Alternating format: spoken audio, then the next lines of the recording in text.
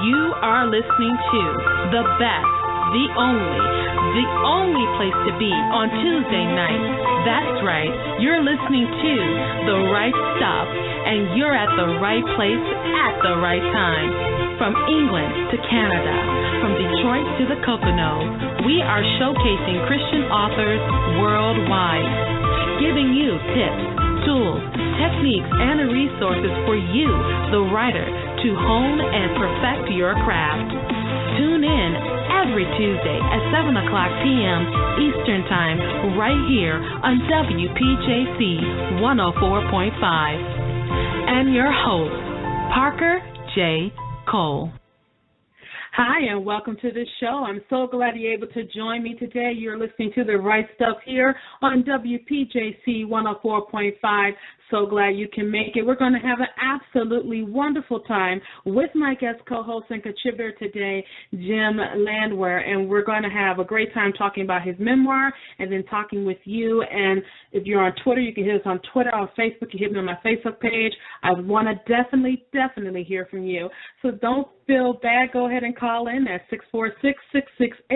646-668-8485 and then press 1 to be live on air, or hit me on Twitter at Parker J. Cole, #Right Stuff with your questions and comments. We're going to go ahead and take a quick short break, and when we come back, more on why is there a dirty shirt in God's country. Don't go anywhere. More with Parker and her guest on the Right Stuff radio show. We'll be right back. Hi. Is your book club in need of some fresh and exciting questions to ask club members and authors at your next book club meeting? Literations, the book conversation game, is 70 thought-provoking questions to really get into an in-depth discussion about the books you and your club members are reading. These questions really get into the characters, the storyline, and into the author's head. These questions may just give you and your book club members a whole new way to get into a new conversation, a literation. Literations is also a great set of tools for bloggers, interviewers, and authors to use as discussion questions. Are you ready to get lit? Please visit our website at litversations.com, LITVERSATION.com. And please like our Facebook page at Simply Said Reading Accessories. Thank you. Question: if you write a book, everybody will rush out to buy it. Obvious answer, no. If you were a celebrity or if you had a huge marketing budget, then maybe you can get a lot of exposure for your book. Another solution would be to check out joeytweets.com. joeytweets.com is a promotion and marketing service with access to over 1/3 of a million followers on Twitter. joeytweets.com has 3 packages available to fit any budget.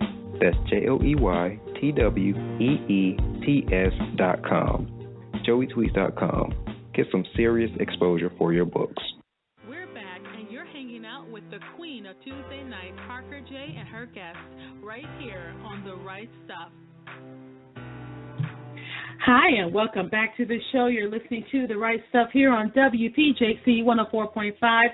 We are talking about a dirty shirt in God's country. And what I really like about this show is that I don't always get a chance to talk to authors about their memoirs and about the things that they happen. So I'm always glad when an author is so just courageous enough to express what it's like to grow up in their own experience and share that experience with us. And so without further ado, I want to introduce my guest co-host and contributor today, Jim Landwehr. Jim, how are you doing today? I'm doing good. Thanks, Parker. How are you? I'm fine, and let me tell you, thank you so much for taking time out of your busy schedule to be with us today. I never take it lightly when we have our guests come onto the show, so thank you so much for being with me today. It's a privilege to be here. I appreciate you getting me on the show. I've listened, and I've been a long-time listener, so thank you again.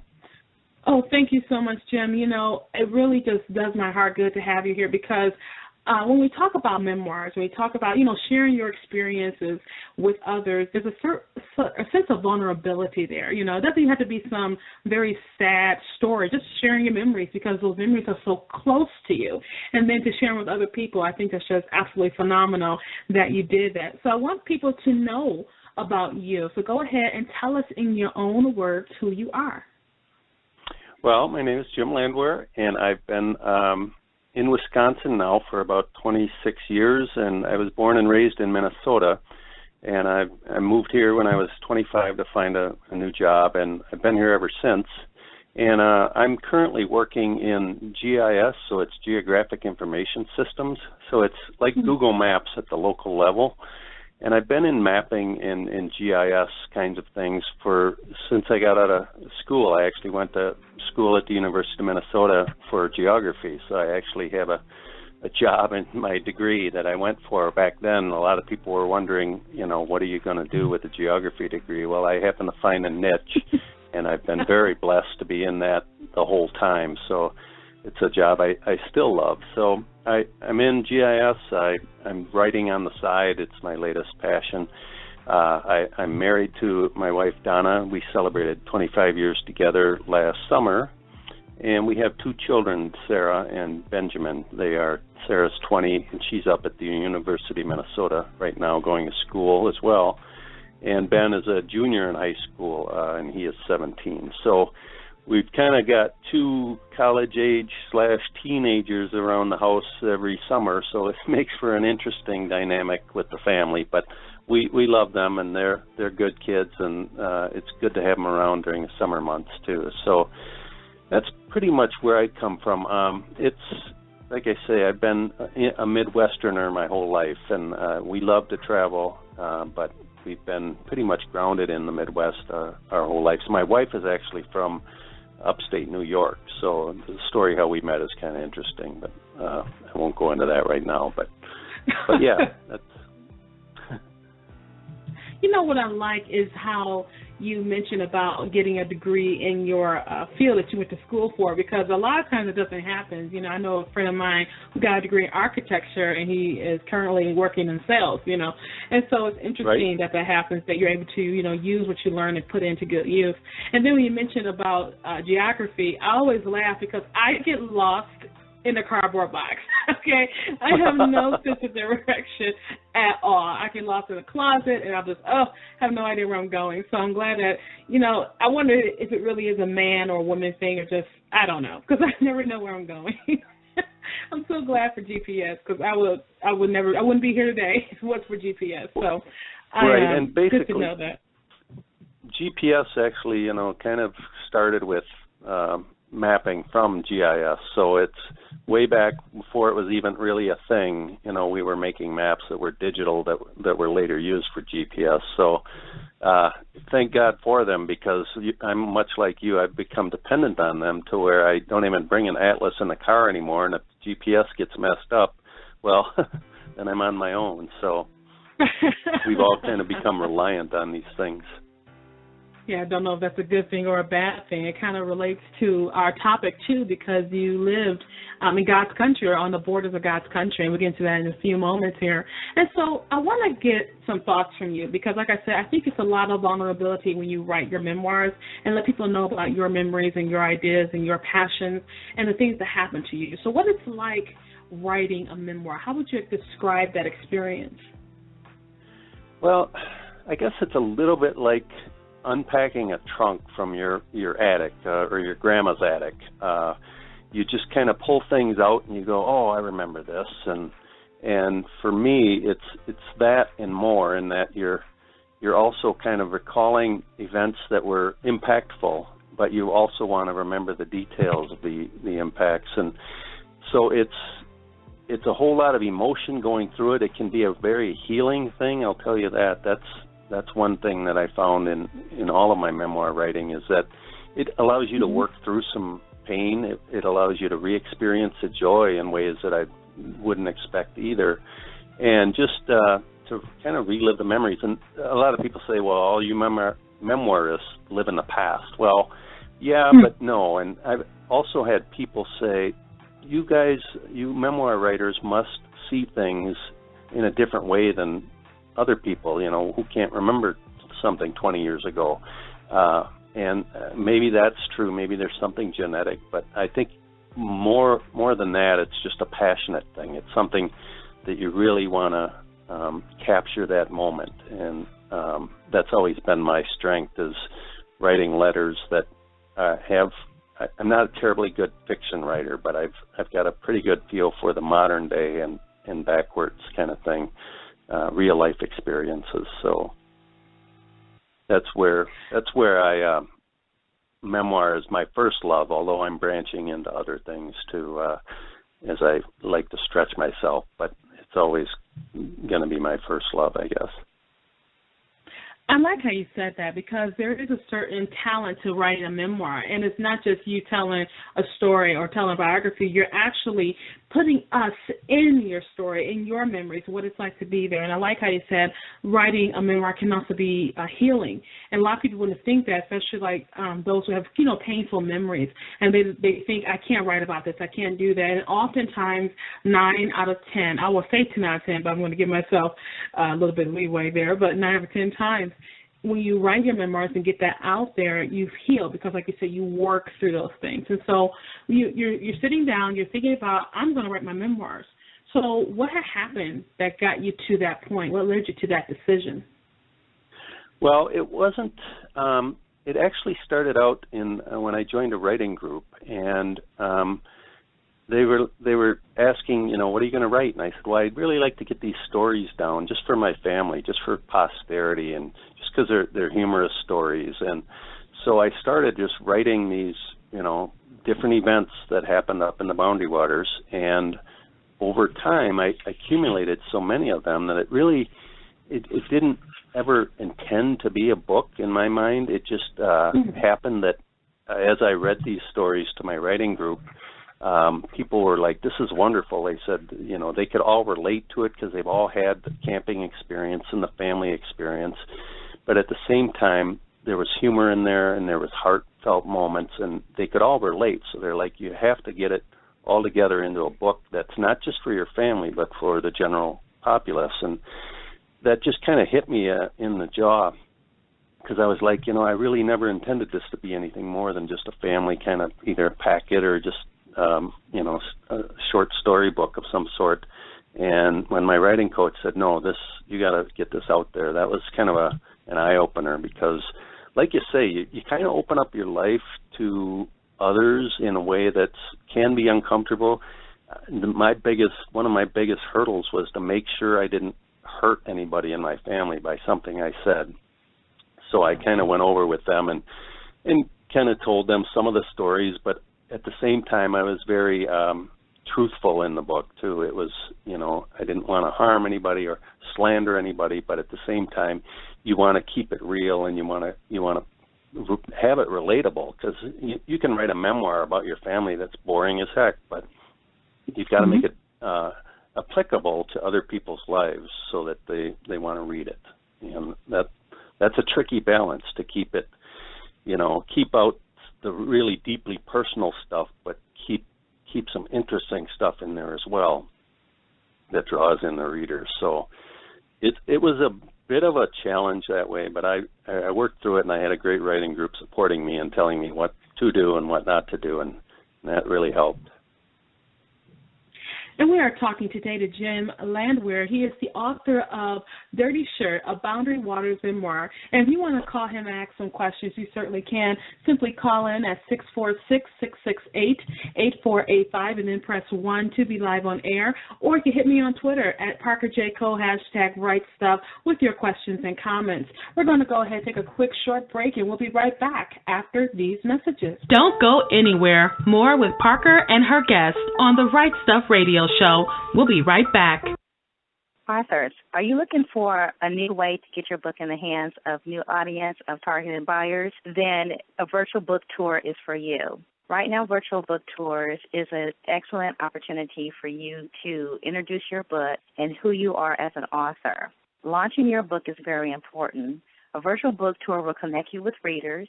We at WNL, we specialize in book tours, book blasts, radio tours, cover reveals, and Facebook chat. Promoting and marketing your book is what we do. Online publicity, the exposure and the publicity is what you need. Let us help you reach new readers and a new audience. We take care of everything so you don't have to. We set up the tour for you. We connect you with bloggers to advertise your book by way of interviews, guest posts, and reviews. If you are an author of a newly published book have an upcoming release, or just want to give a previously published book new life, a virtual book tour is your answer.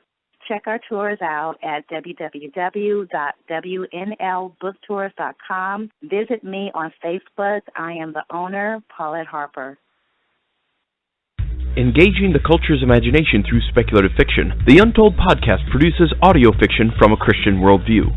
Find us over at untoldpodcast.com, where we partner with authors to tell science fiction, fantasy, supernatural, and horror stories. Find links at untoldpodcast.com to subscribe via iTunes, Stitcher, and a variety of other platforms. Each month we produce high-quality audio fiction that's free to download and free to listen. Our submissions are open, and we're always looking to add another great story to over 24 hours of narrative entertainment. Find all of our audio fiction over at www.untoldpodcast.com. We're back, and you're hanging out with the queen of Tuesday night, Parker J. and her guests, right here on The Right Stuff. Hi, and welcome back to the show. You're listening to your girl, Parker J. I'm so glad you're able to join me for this edition of The Right Stuff. As I sit down with my good friend, Jim Landwehr, he is the author of the book, Dirty Shirt, A Boundary Waters Memoir. And Jim, thanks again so much for joining us today on the show. I want to get into the book, and to do that, when I think of God's country, I think of just, and this is me because I am a city girl, so I think of rural areas, I think of lots of trees, bears. I have this horrifying fear of bears and getting killed by a bear, and I just think of nature running at me, and I'm so distant from nature like that. I like to think that I was a nature person until I actually was part of nature recently on a camping trip. And the closest I came to camping, Jim, was a cabin that had running water and light, and it had solid tissue. That was the closest I came. It was a terrifying experience because it was pitch black. There wasn't any electricity except for it was in the cabin. And I was with a bunch of writer friends, and we were out there, to kind of get away from everything. And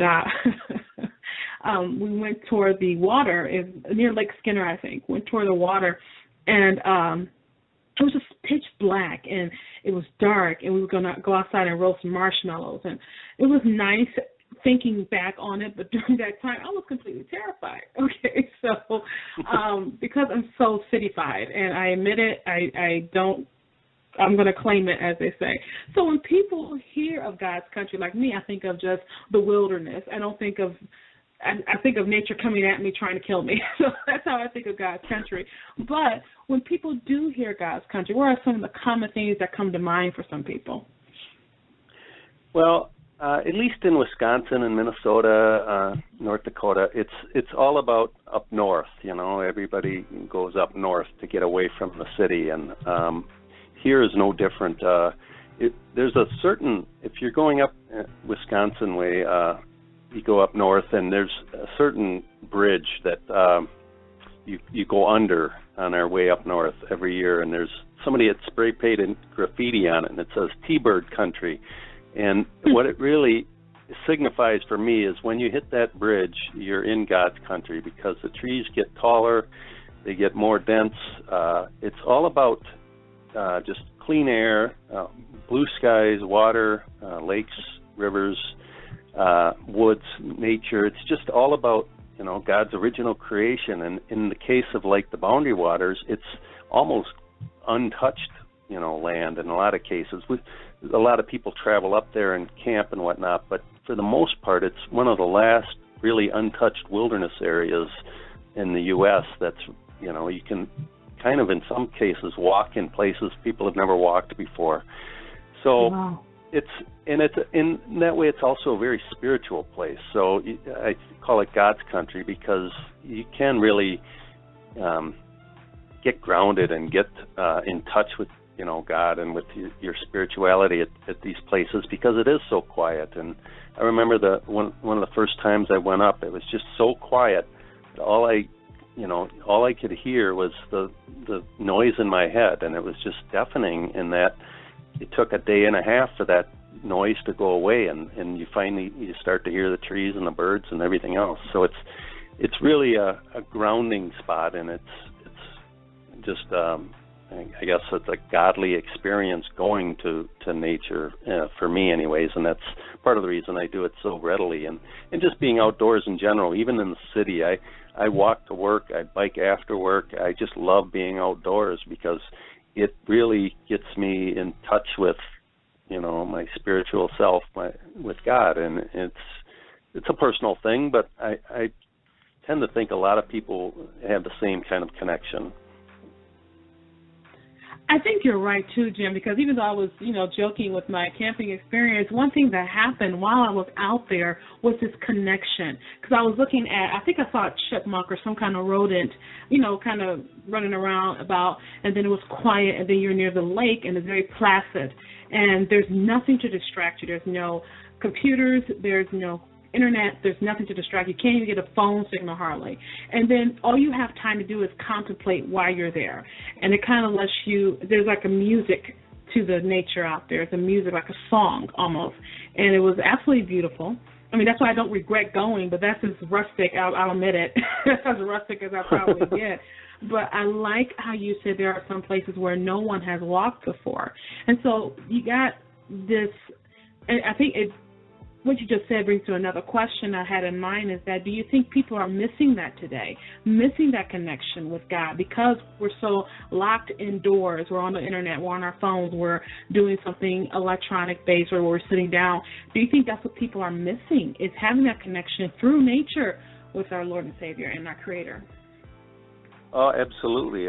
I absolutely believe that. That's and I don't know how you get that across, especially in this day and age of technology and, wired devices and unwired devices. It's just so easy. One of the things I cherish about going up to the Boundary Waters with my kids is they have no phones because there's no cell towers nearby. There's the closest thing they have to any kind of technology is maybe a digital camera, but even those they don't bring up. And you know what? They live through it, and they're better for it, and they make up their own fun. We bring up games.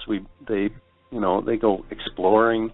They go fishing. They love to fish, and it's sad that there's so many people out there that don't get this experience because they're either blind to it or they don't have the opportunity. So my older brother is actually the DNR commissioner at the state of Minnesota, and he has a tagline on his email that says, "Take a kid fishing today." And I think that's a perfect statement for what we need to do is, reach out to our kids and get them outdoors and get them fishing and get them off of the Xboxes and all of the video games, because there's so much experience in my own life that I had growing up in the outdoors with my family that I want them to enjoy, and that's part of the reason I drag my kids out there. Is I say, look at this is beautiful, this is what it's all about. And in doing that, you get a connection with your kids as well as with the land and the outdoors. So it really is it's hard to tell people that without having them either lose interest or just say, well, it's not my thing. Well, camping isn't for everybody, but being outdoors, you can be outdoors and still experience, nature and all of its beauty too. So it's a hard thing to get across. It's interesting you mentioned fishing, because you just literally brought back a memory I hadn't thought about in ages. I used to go, me and my sisters and my brothers and my cousins used to go fishing with my dad. And there's a park out here called Belle Isle, and we used to go to Belle Isle. It's nothing like Boundary Waters, but we used to go fishing there. And I didn't particularly care for fishing, but I liked being with my siblings, and I liked, being outside. And I had a good book with me, and I would sit on the grass and be outside with a book and, hear some of the boats running. And then when Daddy would go and go further down the river, we would just follow him and go fishing with him. So what a nice memory. Thank you for bringing that back to mind, because when we talk about memories, and once we go into now about your book, so go ahead. You kind of gave us a hint of what Dirty Shirt was about, so go ahead, tell us a little bit more about Dirty Shirt. Well, Dirty Shirt is a book broken into three parts, basically. The first part is about trips I took up to the Boundary Waters Canoe Area, which is a 1 million-acre wilderness in northern Minnesota on the boundary of Canada. And there's nothing up there except trees and water. And the only way you get from one place to another is either paddling or walking. So you paddle into a few different lakes using portages. You walk over these portages into the next lake, and it's just because it's so remote and so up there that you don't run into people. So it's a very quiet area. But so this book is about, the first part's about trips I took up there with my high school buddies, where we did everything wrong, and we ended up tipping the canoe. The food got wet. It was just kind of a disaster, and it's a wonder I ever really went back, But I did, and the middle part of the book speaks to that. When I go up there, I return to the area with my brothers and friends about 10, 15 years later, and we took trips up there every year, my brothers and I, for 5 years straight, and just really connected as a family, and had some shared experience and some adventures. And then the third part of the book is about 20 years later, when we took our kids up there. So we kind of passed the torch of the love of the area to the next generation. And that was that was as recent as even last summer. We went up. I took my two kids, and then my brother brought his son and a couple of our other nieces up. So we've been doing it for, I've been doing it myself for about 25, almost 30 years now, and it's different every time. So yeah, it's that's what the book is about, and there's a lot of humor in it. It's not really a serious book. It's a humorous book with a lot of heartfelt family moments in it, too, that are pretty cool. And there's some sadness in there, too. And a lot of it speaks back to my dad, the fact that we didn't really know him. And I mentioned that in the book. And it was inadvertent in kind of writing the book that he came out as a character in it, because he wasn't really around. But yet I found that in writing this memoir, I couldn't get away from the fact of the influence that he had on us boys, in going up there. So it was pretty cool that way too, and he became a character in the book. So that's what the book is about. It's a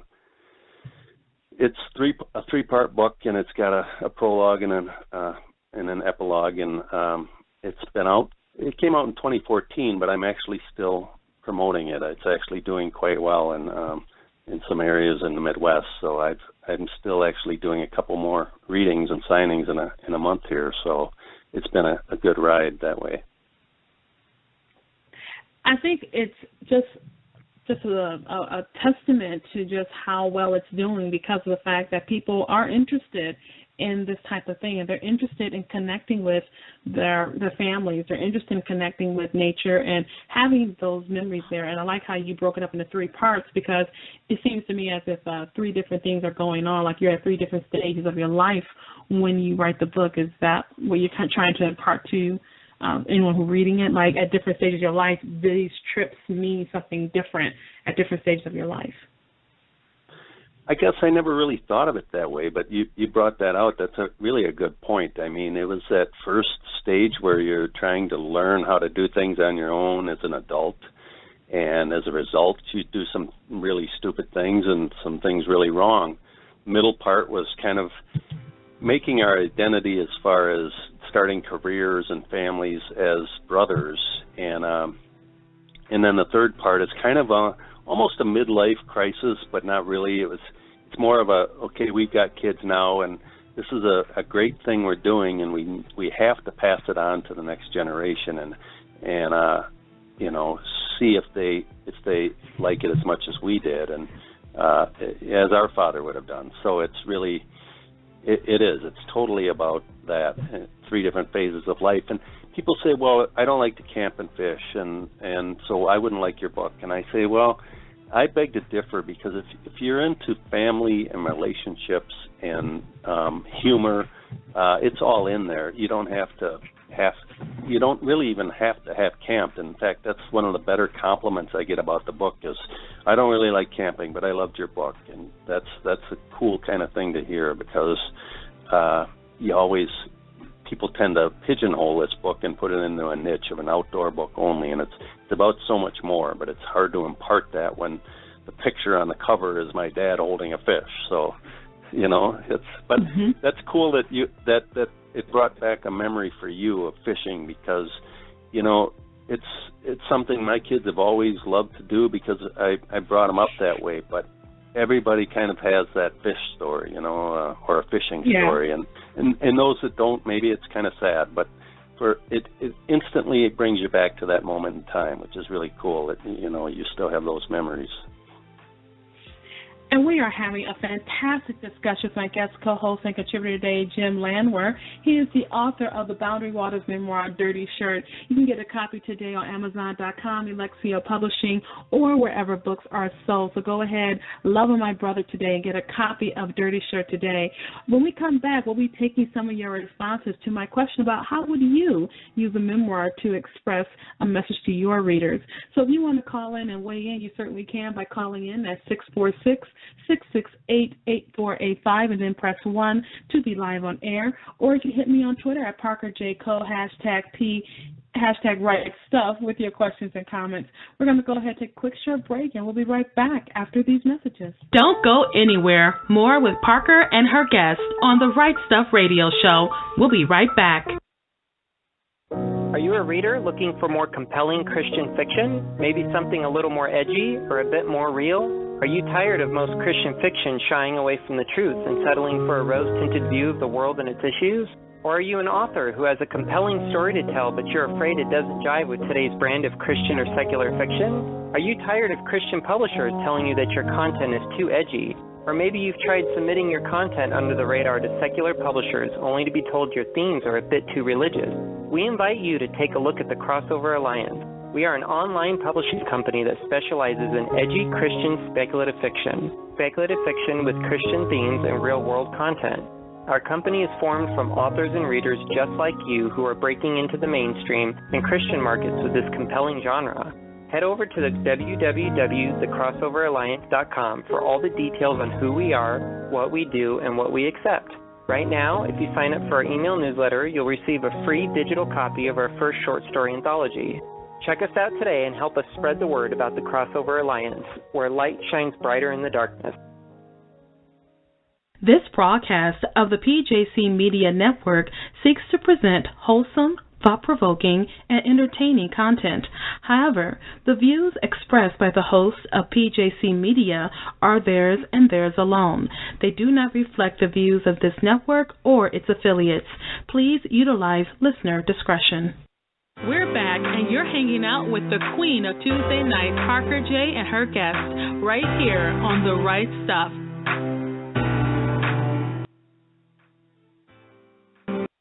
Hello, this is Deborah Dunson, your book evangelist, and today I will be reviewing In the Shadow of Thy Wings by A.M. Heath.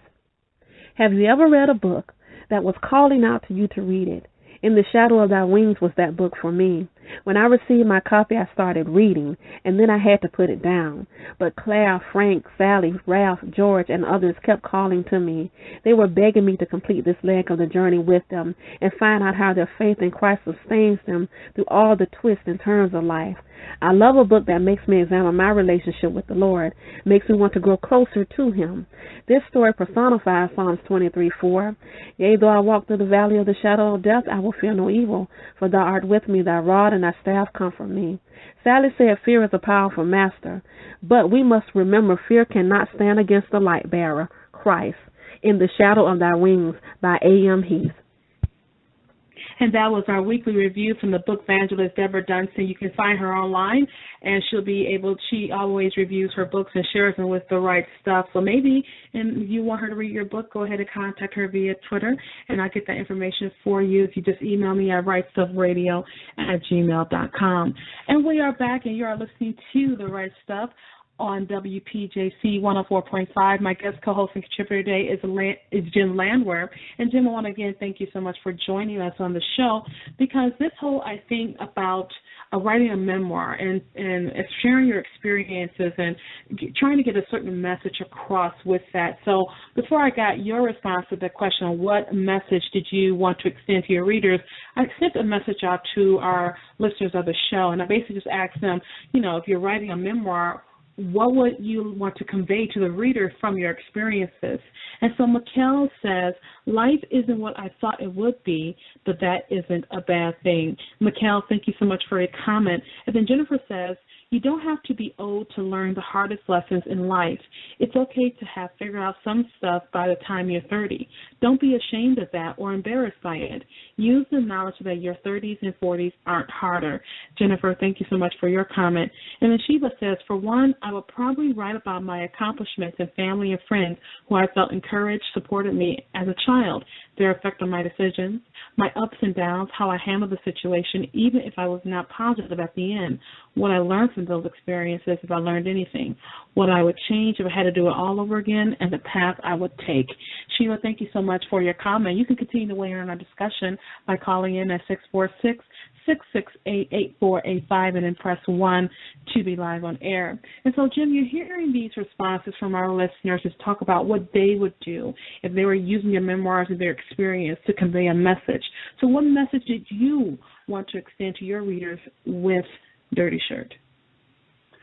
I guess the underlying message would be just the importance of a shared family experience and adventure. We go through life and you spend time with your family when you're growing up, and then you all move out and get your own lives going, and it seems like you barely connect anymore. And then, you do it the holidays, but it's all superficial stuff you're talking about. The nice thing about this kind of book and this kind of adventure was you're in a place for a week with your family, so you're getting under the surface with them. You're saying, how's it really going with you, and what's really going on in your life. And after a week, to the opposite end, you're ready to go back home to your own family, and you realize why you did move out. But at the same time, it's a great connection point to connect with your family. So the message, I guess, is the importance of family in the first place, and then just the fact that you need to take these chances on getting together in a travel kind of setting when you can, because things can change so quickly. During the writing of this book, I don't want to give the whole book away, but it was just my brother got very sick, and he got cancer and actually passed away before the book was done. And it was just the last couple chapters was a very healing thing for me to write, but it took everything in me to get through it. And then the nice thing about that whole story was that while he was at Mayo Clinic, I brought him a draft copy of the book, and it was far from done. And I said, here, this is not done. It's really rough, but I said, I was writing this in large part for him because he's my closest sibling, I think. And I said, you got to read this and let me know what you think. And I said, but then I want you to shred it because it's not done.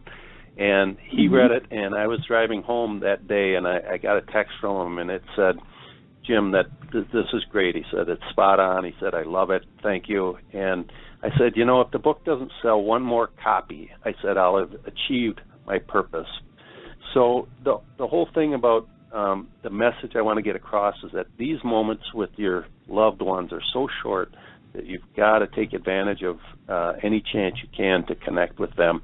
And it doesn't have to be a camping trip. It can be any kind of travel or even just hanging out with them more often. But, I'd do anything to have him back. And he's gone now, and it's a sad story. But at the same time, like the one caller said, it happens for a reason, and it doesn't always, happen the way you want it to happen or expect it to happen. So that's why you have to jump on the chance when you can get it. So that would be my message is, seize the day.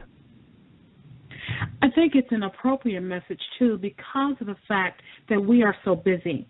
We're so busy being busy. We're so busy providing. We're so busy making a life for ourselves. We're so busy following our dreams that we forget that our families, good or bad, our families are still there. And, my mother always said, good, bad, or indifferent, they're your family. And you still want to, as much as you possibly can. Now, some people do have, difficulties, and we understand that. But if you get along with each other most of the time, that's fine. I hate when I hear those stories you hear about family members. A friend of mine was relating one to me a couple months back, how her husband's family, a brother and sister, hadn't talked to each other in 20 years, something like that, because of something that happened back in the day. And you think to yourself, what could have possibly happened that you don't talk for 20 years? But what happens is that I think it's a pride issue sometimes that stops us from that. And then if, God forbid, something happened, you never had an opportunity to say sorry. You never had an opportunity to at least try to heal. You never had an opportunity to clear the air. And after 20 years, what could possibly be wrong? What could you have possibly did, Some people say, well, you don't know what so-and-so did. But at the same time, you do want to move on, because unforgiveness and pride and stubbornness only hurts the person who's experiencing them. It doesn't hurt the other person. I heard a great quote from Mark Gungor. He was at our church this weekend, and he said, unforgiveness is a poison pill you take to get back at the other guy.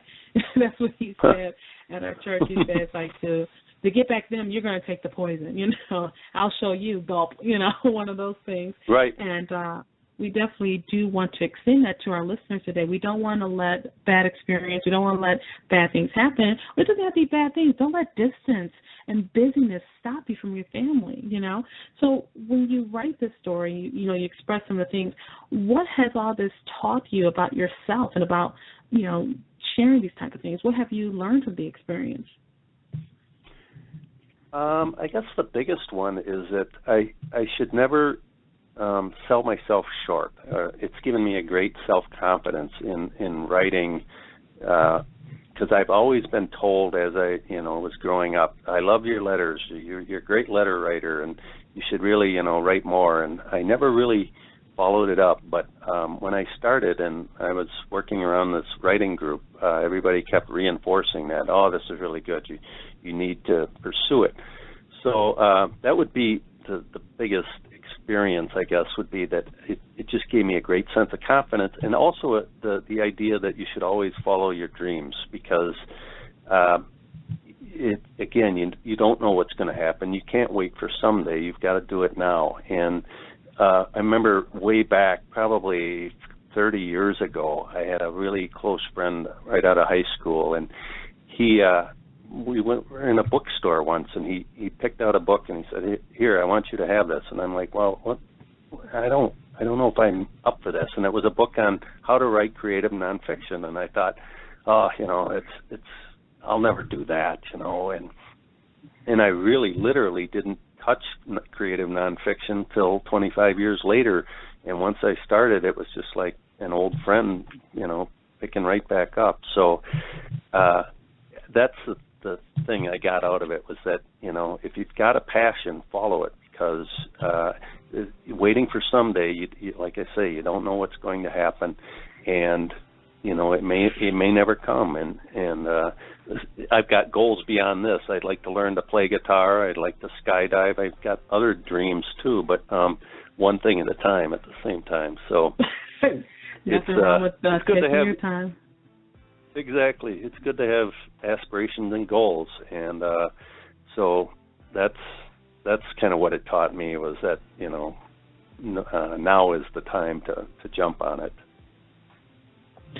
I'm glad you said that, because this show is always about encouraging authors to get up and write.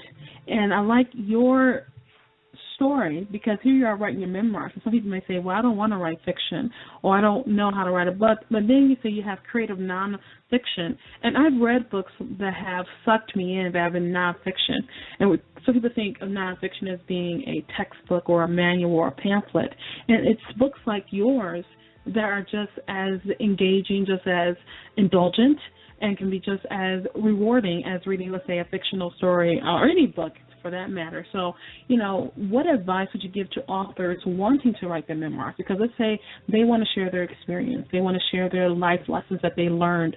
So what advice would you give them to help them in that pursuit? I would say that, they need to first of all find out if there's a story there that other people want to hear, that's worth hearing. Because you can write a memoir about your life, and if nothing major ever really happens, you know, it's not going to draw in the readers. You know, I mean, it's got to have you've got to have a story arc. You've got to have, you know, something that's going to want to make your book stand out a little bit. And so that would be my first piece. The other piece would be to check with those you're writing about and make sure that it's okay. And then the third part would be to fact check, because it's easy. In fact, in my book, a couple of times I had stories and I was like, this is the way it happened, right? And I'd ask my brother and he'd say, no, it didn't happen that way. It happened this way. And then my other brother would agree with him, and I'd be like, oh, well, it's weird how the mind works when it's looking back to an old event.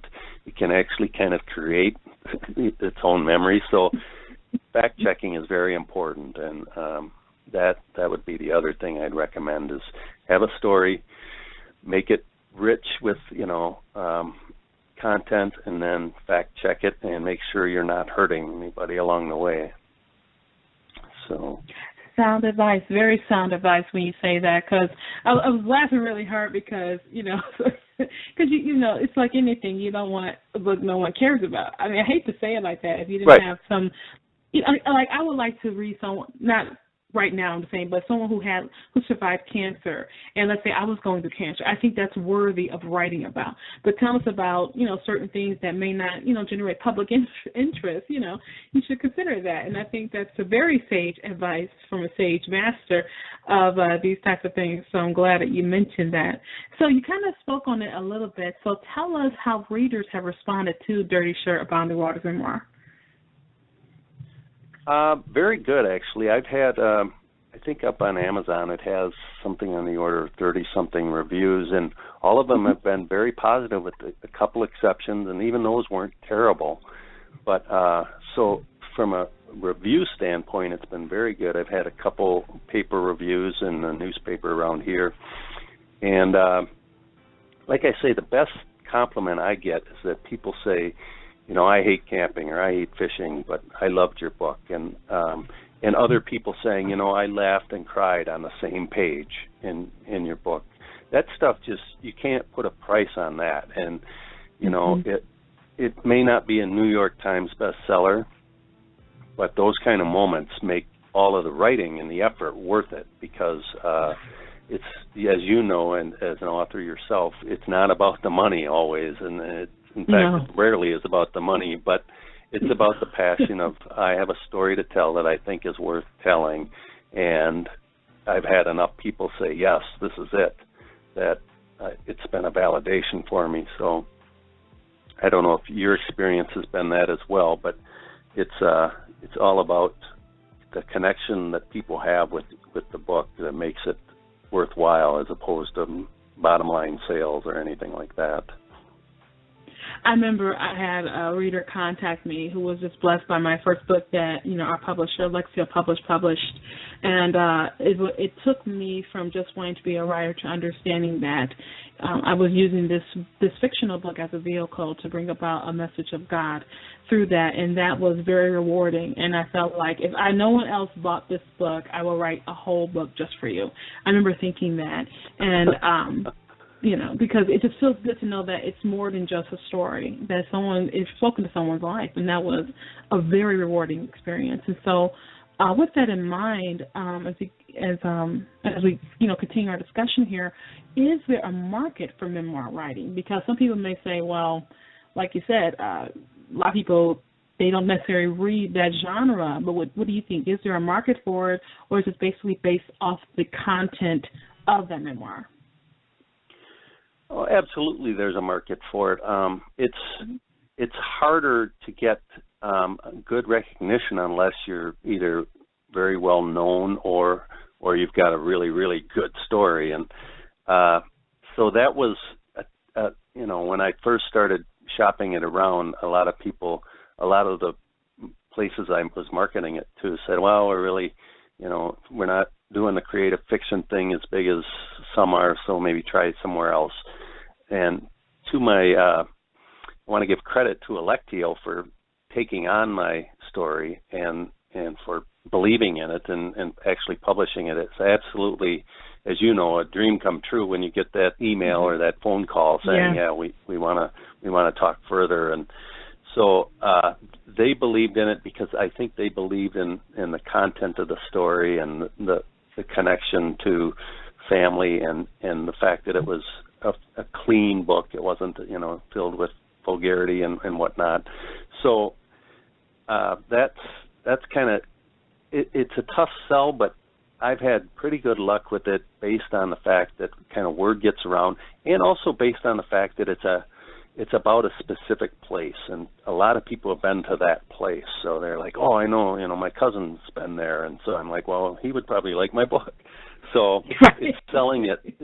It really is a lot of marketing yourself, because you're right, memoir is a little tougher sell, but good memoir is as fun to read for me as any kind of fiction is too. So I'll defend that all day long. I mean, things like Angela's Ashes and books like that just are so tragic, but yet so gripping that you just kind of you just get sucked in. And so it's not for everybody, I realize, especially if you're, maybe you're not into camping and you don't care about family. Well, then it's not for you. But it's you're right, it's absolutely a little tougher sell than fiction or those lines. So that's been a challenge for me. But as you know, marketing your own book is the hard work. The writing is actually kind of easy compared to the marketing and the pushing yourself, because that's not my thing anyways. I'm not big on self-promotion, but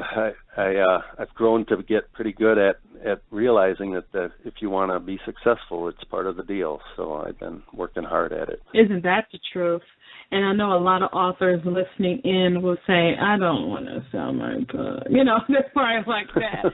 And they wish, because back in the day you had a firm that took care of it. The publisher would take care of it. And then now with the advent of the indie author movement, a lot of that has changed, because publishers will prefer you to start to build your platform. And Lexio is very progressive in that they want to help you build that platform, and they do have belief in you. And I'm not just saying it because I'm a Lexio author. It's very true. I remember getting those rejection letters myself, and I remember one time, because I don't drink or anything, Jim, so I always joke that my alcohol is chocolate milk whipped cream.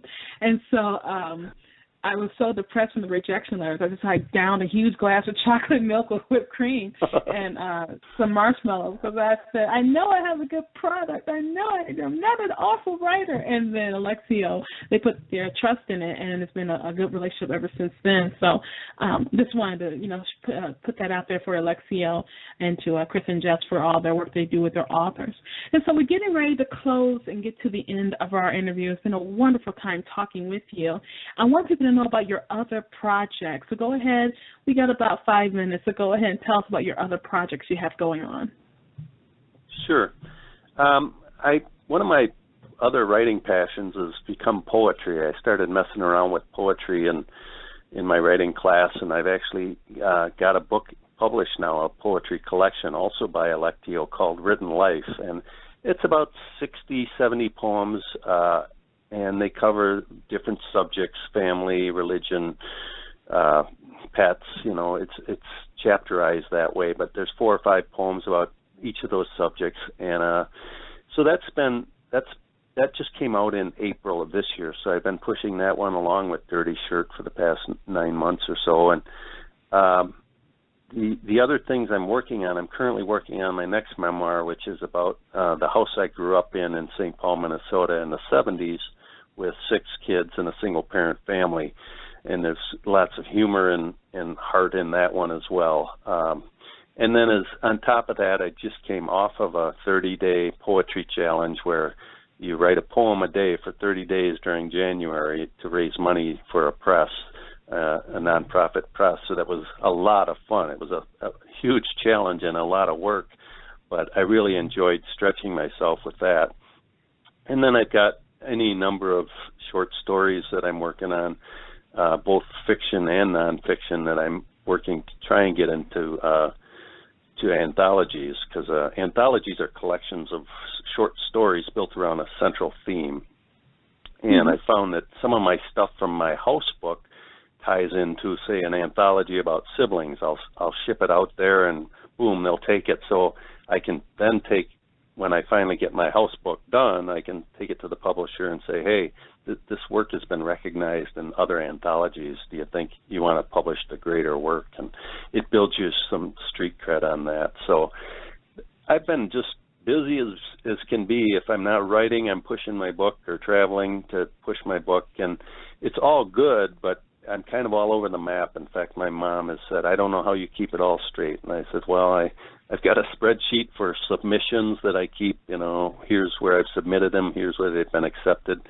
I've got, my 3 different writing projects going on at one time, and then I've got my promotional stuff going too. And it's just it's a whirlwind, but if you want to be successful, like you said, you've got to build that platform. And I've been working really hard at doing that. And I've had a fair amount of success in the publication world, and I've only been really doing this seriously for 6 years, and really have had great luck in the past 3 or 4 years. So it's been a blast, absolute blast.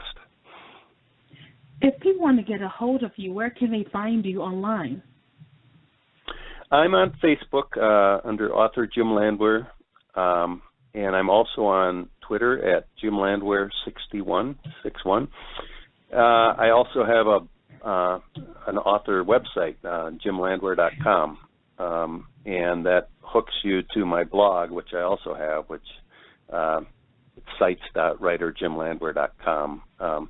But if you get to the jimlandwehr.com, it'll take you to the blog and vice versa. So it's all linked, and so I'm in over my head on the social network thing. But again, you've got to build that platform to have people that want to find out more about your book to a place to send them. So. And Jim, I always let our guest co-hosts and contributors give an encouraging word to authors, because this show is all about encouraging the author to write and to get out there and put pen to paper. So go ahead. We got about another minute left. Go ahead and give an encouraging word to our authors today. I guess my biggest encouragement would be to, if you like writing and you're thinking about getting into it, or even if you are writing, but you're writing strictly yourself, you're not involved in any group, get involved in a group, because you will not only network with people, but they'll give you feedback about what you're doing right and what you're doing wrong. And get in a group that's positive and supportive. You don't need a critical group that just tears you down. My mind will do that enough to me that I don't need somebody else to tell me how horrible it is, So get in a supportive group, and that'll also launch you into the networking of being with a peer group. So, and then just write every day. Get your butt in the chair and write. That's what it's all about, because you can talk about your book all you want, but until you sit down there and write 70,000 words, you haven't really done anything. So write every day if you can, but if you can't, at least find a couple hours every weekend you can get in and get something on the paper. So that's my advice. Just keep at it. Jim, thank you so much for taking time out of your schedule to be with us today. Really appreciate you talking, and can't wait to have you back for more about your books and about your poetry. I'd love to have you back about that, because I love to interview poets. I think poetry is a wonderful art that can become lost in the busyness of our world today. So I really would love to have you back about your poetry book too. So thank you so much for being with us on the show today. Thank you too, Parker. I really appreciate it. It's been a blast. I can't talk about my book enough. I love it. I love talking about writing. I love talking to other writers. So I appreciate you taking the time to interview me. And thanks so much, Jim, for joining us today. Okay. Have a good night. You too. And we were talking today to Jim Landwehr. He is the author of The Dirty Shirt, a Boundary Waters memoir. You can get it today online at Alexia Publishing or Amazon or wherever books are sold. So go ahead and love on my brother today. Go ahead and get a copy of that, and you will be blessed by the book. You can go to his website, jimlandwehr.com. That's Jim, Landwehr. You can follow him on Twitter at Jim Landwehr as well. Go ahead and don't forget to buy a copy of the book and leave a review. We authors need our reviews, so go ahead, buy a copy today, and you won't regret it. Don't forget to join me Saturday for the Parker J. Cole Show. We had Relationship Month all month, and we'll be talking about our last relationship, which is humans and the earth. You don't want to miss that, so go ahead and join me Saturday at 2 o'clock p.m. Eastern Time right here on WPJC 104.5. Thank you so much for joining me for this edition of The Right Stuff. You have a wonderful day, and God bless. Thank you for joining us for this edition of The Right Stuff. Follow Parker online at parkerjcole.com. To hear this show and other shows, visit the show archive at therightstuffradio.wordpress.com. We'll be back same time next week, 7 p.m. Eastern Time.